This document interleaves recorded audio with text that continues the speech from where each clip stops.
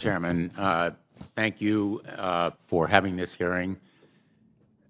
We've heard from a lot of witnesses from you today and others previously about the very important potential of 5G technology. It promises to bring us a new era of connectivity with internet speeds as much as 5 times faster than what we have today, with much lower latency, and that's all a good thing.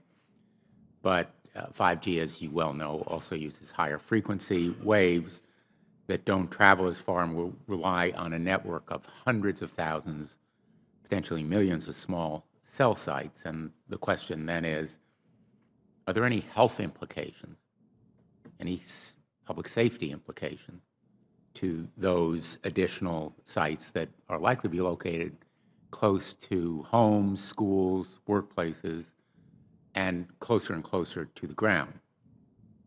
Correct? Correct, Senator. Yes. So in December of 2018, I sent a letter to FCC Commissioner Carr asking him to cite for me recent scientific studies demonstrating the safety of this technology. What research has been done, where has it been published and compiled. He has essentially failed to do so and just echoed the general statements of the FDA, which shares regulatory responsibility for cell phones with the FCC. If you go to the FDA website, pretty unsatisfactory. There basically is a cursory and superficial citation to existing scientific data saying, quote, the FDA has urged the cell phone industry to take a number of steps, including support additional research on possible biological effects of radio frequency fields for the type of signal emitted by cell phones. I believe that Americans deserve to know what the health effects are, not to prejudge what scientific studies may show, and they deserve also a commitment to do the research on outstanding questions. So my question for you, particularly Mr. Gillen and Mr. Perry, how much money has the industry committed to supporting additional independent research? I stress independent research. Is that independent research ongoing? Has any been completed? Where can consumers look for it? And we're talking about research on the biological effects of this new technology. Thank you, Senator. I think, thank you for your focus on the issue.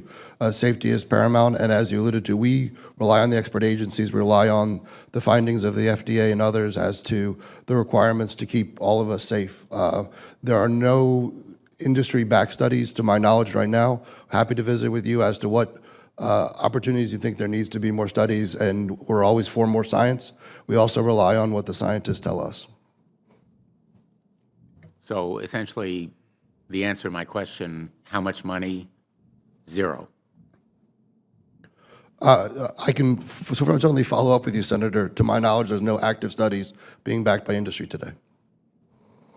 Anybody else know of industry commitments to back research, fund it, support it, to ascertain scientifically the health effect?